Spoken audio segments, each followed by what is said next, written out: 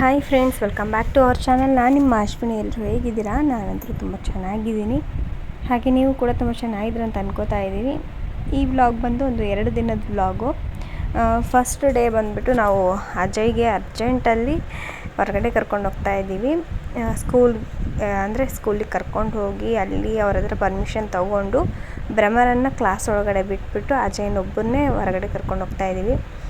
ಪದೇ ಒಂದು ಬಿಡದೆ ಒಂದಷ್ಟು ಮೆಸೇಜಸ್ ಬರ್ತಾಯಿದ್ವು. ಹಾಗಾಗಿ ಯಾವ ಕಾರಣಕ್ಕೆ ಮೆಸೇಜಸ್ ಅಂದರೆ, ಅಜಯ್ದು ಸ್ಕಾಲರ್ಶಿಪ್ಪಿಗೆ ಹಾಕಿದ್ವಿ, ಅದೇನೋ ಪ್ರಾಬ್ಲಮ್ ಆಗಿದೆ, ಬ್ಯಾಂಕಲ್ಲಿ ಹೋಗ್ಬಿಟ್ಟು ಆಧಾರ್ ಶೇಡ್ ಮಾಡಿಸಿ ಅಂತ ಹೇಳಿ ಮೆಸೇಜ್ ಬರ್ತಾನೆ ಇದ್ವು. ಸುಮ್ಮನೆ ಬಿಟ್ಕೊತ ಹೋದರೆ ಇನ್ನೂ ಮತ್ತೆ ಕ್ಯಾನ್ಸಲ್ ಆಗುತ್ತೆ ಅಂತಲೂ ಕೂಡ ಮೆಸೇಜ್ ಬಂದಿತ್ತು. ಅದಕ್ಕೋಸ್ಕರ ಅವನನ್ನು ಕರ್ಕೊಂಡು ಈಗ ಹೋಗ್ತಾ ಇದ್ದೀವಿ. ಅಜಯ್ ಅಂತೂ ಯಾವಾಗ ಮುಗಿಯುತ್ತೋ ಮತ್ತು ನಾನು ಯಾವಾಗ ವಾಪಸ್ ಕ್ಲಾಸಿಗೆ ಹೋಗ್ತಿದ್ದೀನೋ ಅಂತ ಹೇಳಿ ಕಾಯ್ತಾ ಇದ್ದಾನೆ. ಯಾಕಂದರೆ ಇವತ್ತು ಪೇರೆಂಟ್ಸ್ ಮೀಟಿಂಗ್ ಇದೆ, ಮತ್ತು ಅವನಿಗೆ ಕ್ಲಾಸಲ್ಲಿ ಮತ್ತು ಏನಾದರೂ ಹೋಮ್ವರ್ಕ್ ಎಲ್ಲ ಮಾಡಿಸ್ಬಿಡ್ತಾರಮ್ಮ, ಬೇಗ ಮುಗಿಸ್ಕೊಂಡು ಹೋಗಬೇಕು ಅಂತ ಅವನು ಹೇಳ್ತಾ ಇದ್ದ. ಸರಿ ಆಯಿತು, ಇದೆಲ್ಲ ಮುಗಿಸ್ಕೊಂಡು ಬೇಗ ಹೋದರೆ ಆಗುತ್ತೆ ಅಂತ ಹೇಳ್ಬಿಟ್ಟು ನಾವು ಬಂದ್ವಿ. ಬಟ್ ಏನಂದರೆ ನಾವು ಅಂದ್ಕೊಳೋದೇ ಒಂದು, ಅದು ಆಗೋದೇ ಇನ್ನೊಂದು. ನಾವು ಅಂದ್ಕೊಂಡ್ವಿ ಸ್ವಲ್ಪ ಬೇಗ ಹೋದರೆ ಬೇಗ ಎಲ್ಲ ಕೆಲಸ ಮುಗಿಸ್ಕೊಂಡು ಅವ್ನು ಕರ್ಕೊಂಡು ಹೋಗ್ಬೋದು ಅಂತ. ಬಟ್ ಅಲ್ಲಿ ಏನಾಯಿತು ಅಂದರೆ ತುಂಬಾ ಕಾಯಿಸಿದ್ರು, ತುಂಬ ನೆಗ್ಲೆಕ್ಟ್. ಇವಾಗಿನ ಒಂದು ಸಿಸ್ಟಮ್ ಹೆಂಗಿದೆ ಅಂದರೆ, ನಾವೇ ಹೋಗಿ ಬೇಗ ವೇಟ್ ಮಾಡಿದ್ರು ಅಥವಾ ಅವ್ರದ್ದೇನು ಸಿಸ್ಟಮ್ ಇದೆ, ಟೋಕನ್ ಸಿಸ್ಟಮ್ಮು, ಅದನ್ನೆಲ್ಲ ತೊಗೊಂಡೆಲ್ಲ ಇದು ಮಾಡಿದ್ರು ಸುಮ್ಮನೆ ಕಾಯಿಸ್ತಾರೆ. ಇದೇನಪ್ಪ ಹಿಂಗೆ ಮಾಡ್ತಾರಲ್ಲ. ಮತ್ತು ಗೊತ್ತಿದೆ ಯೂನಿಫಾರ್ಮ್ ಹಾಕ್ಕೊಂಬಂದು ಮಗನ ಕರ್ಕೊಂಬಂದಿದ್ದಾರೆ ಅಂದರೆ ಅವ್ರು ಸ್ಕೂಲಿಗೆ ಕಳಿಸ್ಬೇಕು ರಿಟರ್ನ್ ಅಂತ ಗೊತ್ತಿದ್ರೂ ತುಂಬ ಹೊತ್ತು ವೆಯ್ಟ್ ಮಾಡಿಸೋದು, ತುಂಬ ನೆಗ್ಲಿಜೆನ್ಸ್ ಮಾಡ್ದಂಗೆಲ್ಲ ಮಾಡ್ತಾಯಿದ್ರು. ನಮ್ಗೆ ಒಂಥರ ಬೇಜಾರಾಯಿತು.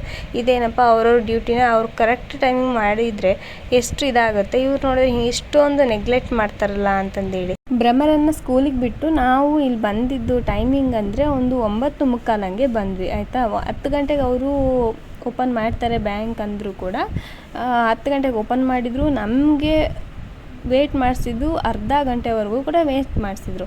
ಬಿಡು, ಜನ ಇದ್ದಾರೆ, ಅವರು ಟೋಕನ್ ಪ್ರಕಾರ ಕರೆಯೋದ್ರಲ್ಲಿ ಟೈಮ್ ಆಗಿದೆ, ಒಂದು ಅರ್ಧ ಗಂಟೆ 3/4 ಗಂಟೆ ಹೋಗಿದೆ ಅಂತ ಅಂದರೆ ಓಕೆ, ಪರವಾಗಿಲ್ಲ. ಬಟ್ ಏನಂದರೆ ಅಲ್ಲಿ ಜನನೇ ಇಲ್ಲ, ಫುಲ್ ಖಾಲಿ. ನಾವೇ ಫಸ್ಟ್ ಇರೋದು, ನಾವೇ ಫಸ್ಟ್ ಟೋಕನ್ ತೊಗೊಂಡ್ರು ವೇಟ್ ಮಾಡಿ ಬರ್ತಾರೆ. ಇಷ್ಟು ನೆಗ್ಲಿಜೆನ್ಸಿ ಮಾಡ್ತಾರೆ. ನಾವು ಏನಕ್ಕೆ ಅಂದರೆ ಮತ್ತೆ ಮಗನಿಗೆ ಬೈತಾರಲ್ಲ ಸ್ಕೂಲಲ್ಲಿ ಅನ್ನೋದೊಂದು ನಮಗಿರುತ್ತೆ. ಯಾಕಂದರೆ ಇವಾಗ ರಿವಿಸನ್ಸ್ ಎಲ್ಲ ಮತ್ತೆ ಸ್ಟಾರ್ಟ್ ಮಾಡ್ತಾಯಿದ್ದಾರೆ. ನಿನ್ನೇನು FA3 ಅದೆಲ್ಲ ರಿವಿಸನ್ಸ್ ಎಲ್ಲ ಸ್ಟಾರ್ಟ್ ಮಾಡ್ತಿದ್ದಾರೆ. ಲೇಟಾಗಿ ಹೋದರೂ ಅಲ್ಲಿ ಬೈಸ್ಕೋಬೇಕು, ಮತ್ತು ಇಲ್ಲಿ ನಾವು ಬೇಗ ಬಂದು ಟೋಕನ್ ಎಲ್ಲ ತೊಗೊಂಡು ಬೇಗ ಕೆಲಸ ಆಗುತ್ತೆ ಅಂದರೆ ಇಲ್ಲಿ ಹಂಗೆ ಮಾಡಕತ್ತಾರೆ. ನನಗೆ ಒಂಥರ ಬೇಜಾರಾಯ್ತು. ಇದೇನಪ್ಪ ಇಷ್ಟೊಂದು ನೆಗ್ಲೆಕ್ಟ್ ಮಾಡ್ತಾರಲ್ಲ, ಇವ್ರಿಗೆ ಸಂಬಳ ಸಿಗುತ್ತೆ ಅದು ಒಂದೇ ಸಾಕು ಅವರಿಗೆ.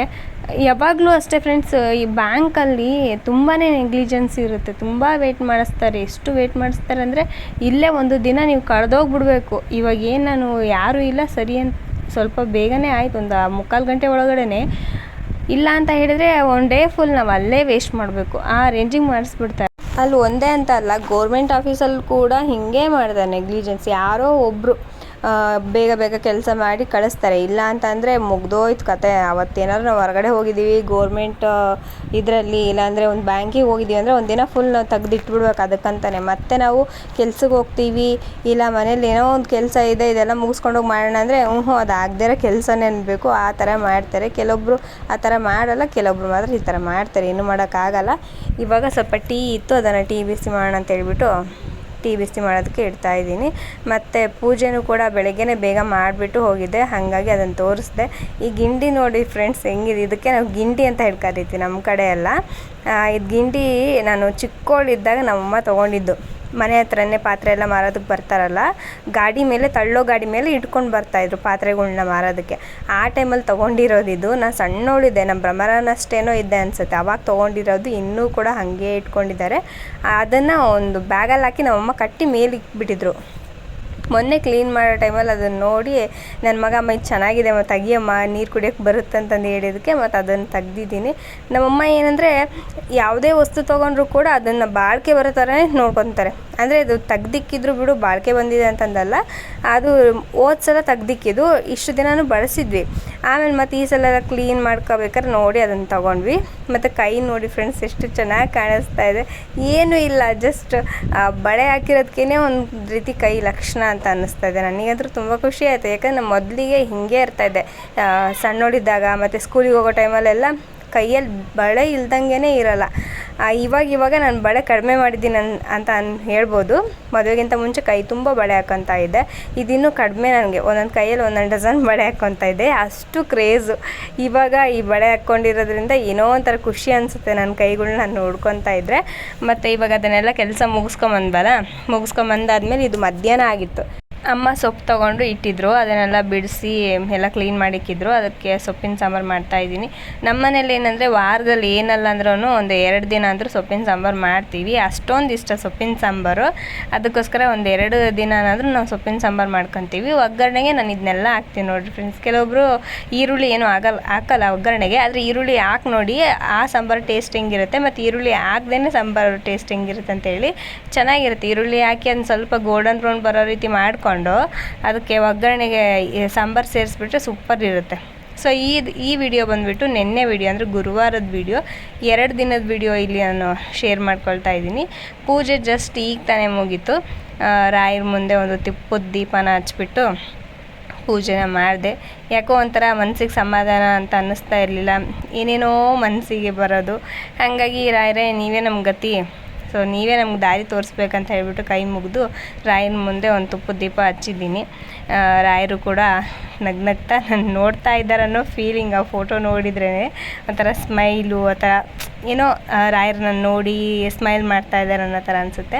ನೀವು ವಿಡಿಯೋದಲ್ಲಿ ಗೊತ್ತಾಗ್ತಿರ್ಬೋದು ಎಷ್ಟು ಚೆನ್ನಾಗಿ ಅದು ಫೇಸ್ ಕಾಣಿಸ್ತಾ ಇದೆ ರಾಯರ ಮುಖದಲ್ಲಿ. ಅಂದರೆ ಒಂದು ರೀತಿ ಅದು ನೋಡ್ತಾ ಇದ್ರೇ ನಾವು ಕಳೆದೋಗ್ತೀವಿ, ಹಂಗೆ ಕಾಣಿಸ್ತಿದ್ದಾರೆ ರಾಯರು. ನನಗೆ ಹೆಂಗಾಗುತ್ತೋ ಹಂಗೆ ಪೂಜೆ ಮಾಡಿದ್ದೀನಿ. ಮತ್ತು ಅದಕ್ಕೆ ಒಂದು ತುಳಸಿ ಸಿಗಲಿಲ್ಲ, ಹಂಗಾಗಿ ಒಂದು 2 ತುಳಸಿ ದಳನ ಇಟ್ಟಿದ್ದೀನಿ. ನಾವು ಸಿಗದೇ ಇದ್ರೂ ಪರವಾಗಿಲ್ಲ, ಜಸ್ಟ್ ಒಂದು ತುಳಸಿ ದಳ ಇಟ್ಟರೂ ಕೂಡ ರಾಯರಿಗೆ ತುಂಬ ಖುಷಿ. ಸೊ ಹಾಗಾಗಿ ಒಂದೆರಡು ತುಳಸಿ ದಳನ ಇಟ್ಟಿದ್ದೀನಿ. ಮತ್ತು ಅದು ಮನೆಯಲ್ಲೆಲ್ಲ ಪೂಜೆ ಎಲ್ಲ ಮುಗಿಸ್ಕೊಂಡು ಮಕ್ಕಳನ್ನ ಕರ್ಕೊಂಡು ಬೇಗ ರೆಡಿಯಾಗಿ ಅವ್ರನ್ನೂ ಕೂಡ ಕರ್ಕೊಂಡು ರಾಯರ ಮಠಕ್ಕೆ ಬಂದೆ. ರಾಯರ ಮಠಕ್ಕೆ ಬಂದರೆ ತುಂಬ ರಶ್ ಇದೆ ಇವತ್ತಂತೂ. ನಾನೇನಪ್ಪ ಇಷ್ಟೊಂದು ರಶ್ ಇದೆ ಇವತ್ತು ಅಂತ ಅಂದ್ಕೊಂಡೆ, ಯಾಕಂದರೆ ಬೇಗನೆ ಬಂದಿದ್ವಿ, ಒಂದು 8 ಗಂಟೆ ಹಂಗೆ ಬಂದಿದ್ವಿ. ಮತ್ತು ಟೈಮ್ ಆಗಿಬಿಡುತ್ತೆ, ಮಕ್ಕಳನ್ನ ಮತ್ತು ಸ್ಕೂಲಿಗೆ ಕಳ್ಸೋದು ಬೇರೆ ಇರುತ್ತಲ್ಲ, ಹಾಗಾಗಿ ಸ್ವಲ್ಪ ಬೇಗನೆ ಬಂದಿದ್ದೆ. 8 ಗಂಟೆಗೆ ಬಂದು ಪೂಜೆ ಎಲ್ಲ ಮುಗಿಸ್ಕೊಂಡು ಹೋಗೋಣ, ಮತ್ತು ಮಕ್ಕಳನ್ನ ಸ್ಕೂಲಿಗೆ ಬಿಡೋದಿದೆ ಅಂತ ಹೇಳಿ. ಇಲ್ಲಿ ನೋಡಿದರೆ ಫುಲ್ ಇನ್ನೂ ರಶ್ ಇದೆ. ಇದು ಬೇಕು, ಇನ್ನೂ ಸ್ವಲ್ಪ ಟೈಮ್ ಆಗ್ತಾ ಇನ್ನೂ ತುಂಬ ರಶ್ ಆಗುತ್ತೆ ದೇವಸ್ಥಾನ.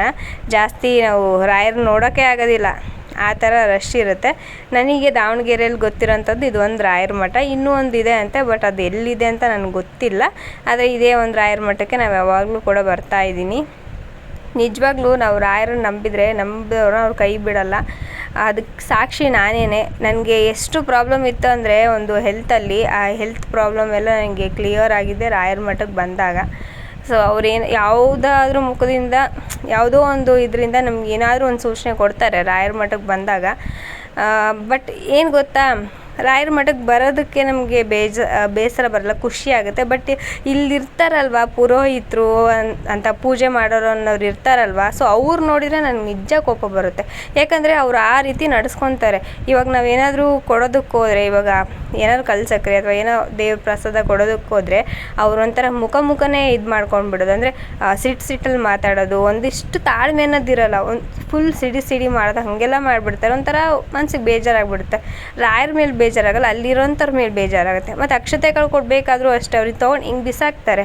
ಅದು ಏನಪ್ಪ, ಏನು ಜನಗಳನ್ನ ಒಂದು ಸ್ವಲ್ಪ ಟಚ್ ಮಾಡಿದ್ರೆ ಅವ್ರಿಗೆ ಏನಾದರೂ ಅಮಂಗಳ ಆಗ್ಬಿಡುತ್ತೋ, ಅಥವಾ ಏನಾದರೂ ಅವರಿಗೆ ಕಾಯಿಲೆ ಗೀಲೆ ಬಂದುಬಿಡುತ್ತೇನೋ ಅನ್ನೋ ರೇಂಜಿಗೆ ಮಾಡ್ತಾರೆ ಇಲ್ಲಿ. ನಿಜವಾಗ್ಲೂ ಅದು ತುಂಬ ಬೇಜಾರಂತ ಅನಿಸುತ್ತೆ. ಸೊ ಏನಂದರೆ ಯಾವ ದೇವಸ್ಥಾನದಲ್ಲೂ ನಾವು ಈ ಥರ ನೋಡಿಲ್ಲ. ಸೊ ಈ ಬರೀ ರಾಯರ ಮಠದಲ್ಲಿ ಯಾಕೆ ಹಿಂಗೆ ಮಾಡ್ತಿದ್ದಾರೆ ಅಂತ ಅನ್ನೋದೇ ನಮಗೊಂಥರ ಬೇಜಾರು ಅಂತ ಅನಿಸುತ್ತೆ. ಎಲ್ಲ ಮಠದಲ್ಲೂ ಹಾಗೆ ಮಾಡ್ತಾರೆ ಅಂತ ಹೇಳಲ್ಲ, ಈ ಪರ್ಟಿಕ್ಯುಲರಾಗಿ ಈ ಮಠ ಒಂದು ನಂಗೆ ತುಂಬ ಬೇಸರ ತಂದಿರೋದು. ಮತ್ತು ಕಾಲಿಗೆ ನಮಸ್ಕಾರ ಮಾಡಿಸ್ಕೊಳಕ್ಕೆ ಹೋದರೂ ಅಷ್ಟೇ ದೂರದಿಂದನೇ ನಮಸ್ಕಾರ ಮಾಡಬೇಕು. ಆಮೇಲೆ ಏನಪ್ಪ ಅದು, ಅವ್ರು ಏನಾದರೂ ಪ್ರಸಾದ ಕೊಡ್ತಾ ಇದ್ದಾರಾ, ಸೊ ಅದನ್ನು ತೊಗೊಂಡು ಹಿಂಗೆ ಹಾಕ್ತಾರೆ. ಕೈ ಕೂಡ ಟಚ್ ಮಾಡಲ್ಲ, ಆ ಥರ ಮಾಡ್ತಾರೆ. ಅದು ನೋಡಿದಾಗೆಲ್ಲ ಒಂಥರ ಅನಿಸುತ್ತೆ ನಮ್ಗೆ ಅಲ್ಲಿರೋರು. ಓಕೆ ರಾಯರನ್ನೇ ನೋಡ್ಕೊಳ್ಳಿ ಅಂತ ಅಂದ್ಬಿಟ್ಟು ಕೈ ಮುಗಿದು ನಾನು ಸುಮ್ಮನೆ ಬಂದೆ. ಅದಾದಮೇಲೆ ನನ್ನ ಇಷ್ಟ ದೈವ ಕರ್ಬಸಜ್ಜ. ಸೊ ಕುಡ್ಗತ್ರೆ ಕರ್ಬಸಜ್ಜ ನನ್ನ ಮಗನಿಗೆ ತುಂಬ ಇಷ್ಟ ದೈವ. ಸೊ ಅಲ್ಲಿಗೆ ಬಂದು ಒಂದು ಸ್ವಲ್ಪ ಹೊತ್ತು ಕೂತ್ಕೊಂಡು ಇಲ್ಲೆಷ್ಟು ನೆಮ್ಮದಿ ಅಂತ ಅನಿಸುತ್ತೆ ಗೊತ್ತಾ ನಮಗೆ. ಸೊ ಅಲ್ಲೂ ಕೂಡ ಅನಿಸುತ್ತೆ, ಬಟ್ ಅಲ್ಲಿ ಟ್ರೀಟ್ ಮಾಡೋ ಥರನೇ ಬೇರೆ ಥರ ಟ್ರೀಟ್ ಮಾಡ್ತಾರೆ. ಇಲ್ಲಿರೋ ಪುರೋಹಿತರುಗಳು ಒಂಥರ. ಸೊ ಎಷ್ಟು ಚೆನ್ನಾಗಿ ಫ್ರೆಂಡ್ಲಿಯಾಗಿ ಮಾತಾಡ್ಸೋದು, ನಮ್ಮ ಮುಟ್ಟಿ ನಮಸ್ಕಾರ ಮಾಡಿದರೆ ಆಶೀರ್ವಾದ ಮಾಡೋದು ಹಂಗೆಲ್ಲ ಮಾಡ್ತಾರೆ. ಬಟ್ ಅಲ್ಲಿ ಆ ಥರ ಏನೂ ನಡೆಯೋದಿಲ್ಲ. ಅವ್ರದ್ದೊಂದು ರೀತಿ ಬೇಲೆ ಅನ್ನೋದು ರೀತಿ ಹಾಕ್ಬಿಟ್ಟಿರ್ತಾರೆ. ಸೊ ಅದೊಂದು ಏನೋ ಇಡ್ಸಲ್ಲ ನಮಗೆ.